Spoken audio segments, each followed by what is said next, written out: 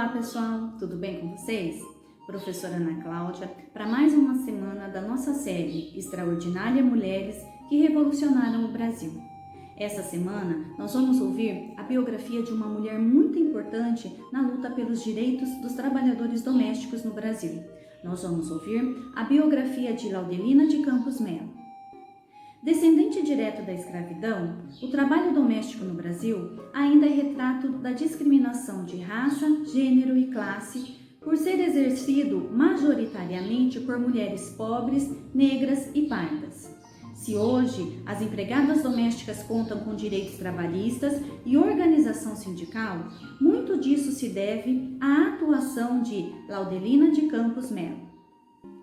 Filha de Sidônia e Marco Aurélio, Laudelina nasceu poucos anos após a abolição da escravatura, em um tempo em que os negros eram claramente tratados como cidadãos de segunda categoria. Desde criança, era ela quem realizava as tarefas domésticas em casa. A mãe passava o dia fora, trabalhando para a família Junqueira, que havia sido proprietária de seus avós. Sidônia sofria com o preconceito e a pequena Laudelina, que só pôde estudar até a terceira série, sabia que aquilo não estava certo. Em depoimento para a dissertação de mestrado da professora Elizabeth Aparecida Pinto, da Universidade Federal da Bahia, ela relembrou situações de racismo e o incômodo que sentia. Uma vez, sua mãe se negou a fazer um trabalho que não lhe cabia, afirmando não ser escrava e provocando a reação de um capataz dos Junqueiras. Ela conta: aí ele, o português, começou a chicotear minha mãe no caminho. Avancei no pescoço dele, quase matei ele. Eu tinha 12 anos nessa época. Avancei no português pela garganta, agarrei na garganta dele. Se não me separassem dele, eu teria matado de tanto ódio que eu fiquei. Já na adolescência, Laudelina começou a frequentar e depois organizar grupos e associações culturais para a população negra. O primeiro foi o Clube 13 de Maio.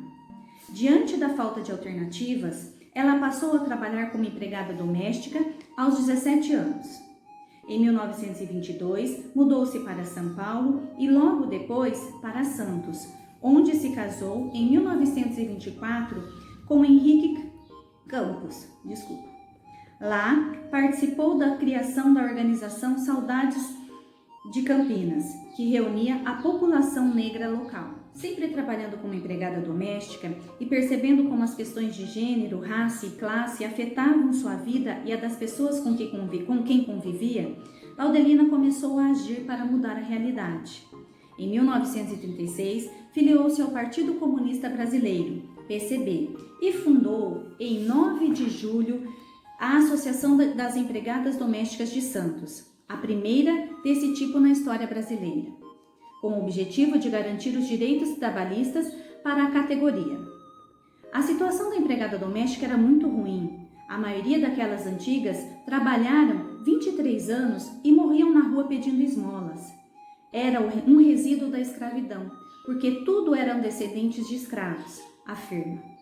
O início do Estado Novo e a Segunda Guerra Mundial, na qual atuou como voluntária em solo brasileiro, impediu conquistas mais rápidas.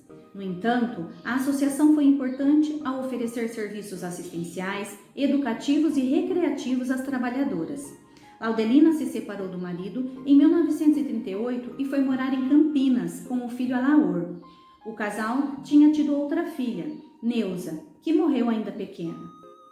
Laudelina trabalhou como empregada doméstica até 1953, quando arranjou um emprego em uma pensão e começou a vender salgados nos estádios de futebol da cidade. Enturmou-se com o movimento negro da região, organizando atividades para valorizar a cultura afrodescendente, como grupo de teatros e dança, bailes de debutantes e uma escola de música e balé. Sem se esquecer de suas colegas, fundou em 1961 a Associação Profissional Beneficente das Empregadas Domésticas, em Campinas. À frente da entidade, encabeçou a luta por mais direitos em plena ditadura militar. Mobilizou a classe para a realização de congressos nacionais que resultaram na década de 1970 na regulamentação da profissão, no direito à carteira de trabalho assinada e no acesso à previdência social.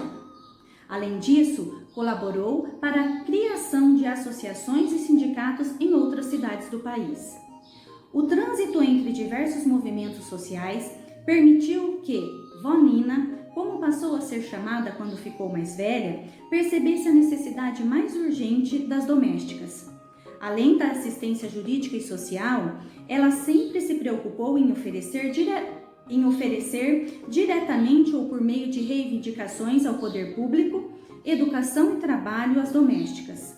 Em Campinas, por exemplo, fazia questão de que as associadas se alfabetizassem e de que houvesse creche para seus filhos. Laudelina morreu em 1991, deixando sua casa para o sindicato local.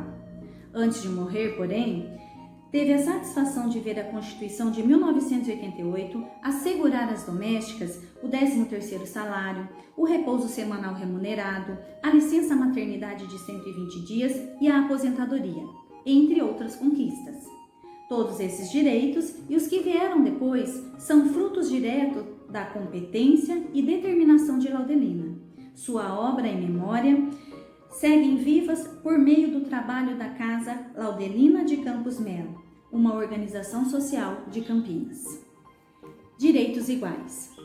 Mais de um século depois do fim da escravidão, o Estado brasileiro finalmente concedeu aos empregados domésticos os mesmos direitos dos outros trabalhadores, com a Emenda Constitucional 72 de 2013.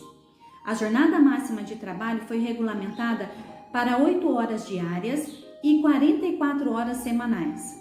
O pagamento do seguro da Previdência Social passou a ser obrigatório. Além disso, a categoria conquistou o direito ao Vale Transporte.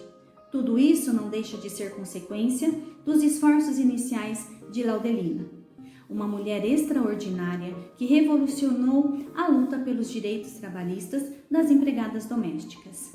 Esta foi mais uma mulher extraordinária que revolucionou o Brasil. Obrigado, pessoal. Tchau, até a próxima semana.